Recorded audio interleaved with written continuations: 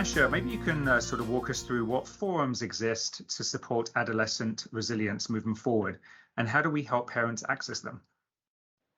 So I think it's really important to understand even what we mean by resilience. And a big piece of that is really being able to know that we're capable and have some capacity to handle what life throws us.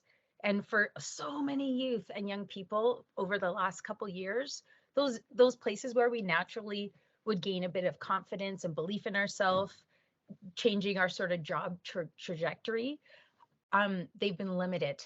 And so this is a time for us to be nudging our kiddos to be doing more. And even if someone doesn't have work history, which is a legitimate, I don't really have a lot on my resume so I can get that first job. There are so many organizations that specifically offer volunteer opportunities for youth, whether it's working with animals. There's tons of tutoring opportunities. If you Google youth tutoring Calgary or youth volunteer Calgary, there's a lot of organizations that are looking for admin support and youth support. So that is a fantastic place.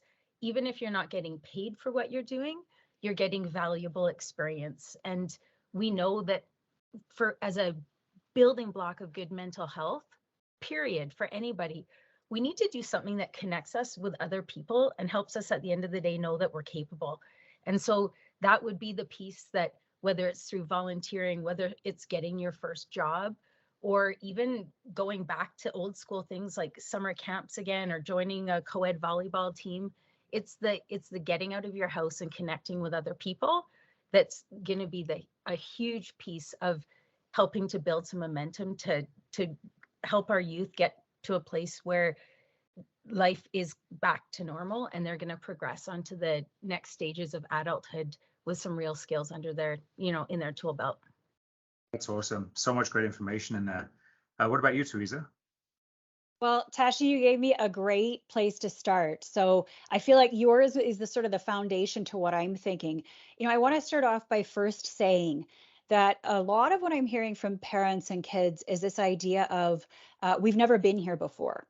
And I want to dispel that. I really want us to realize that from generation to generation, there have been big crises like this that young people have had to go through, whether that's war, drought, famine, displacement. We're seeing that all through history. And actually, there's some really good research about what helps in the light of, these very difficult times that people go through. And actually, what we're finding is that when young people have one very, very important attachment person, one person that is with them, goes through it with them, checks in on them, encourages them to talk about it, talks about it, with them, opens up that conversation, shares with them. This is really what's needed in order to dig into those young people's real tools and skills and things like that. So that's the first thing I want to, just dispel that idea that, well, we've never been here before. We're, in new territory. We're actually not. And typically previous generations, I would encourage everyone to speak with, if you've got a grandmother, a great grandmother in the family, or grandfather who's been through difficult times, has seen things that maybe you as a young person or a parent have not seen. Please ask them about it. They will tell you.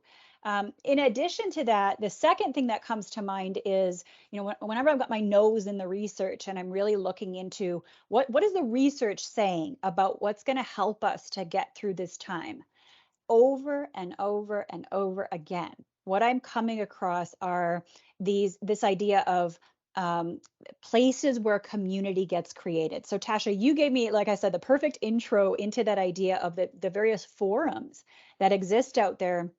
I would add to that and just say, I think that the number one place that stands out in my mind that I'm seeing the most often is schools.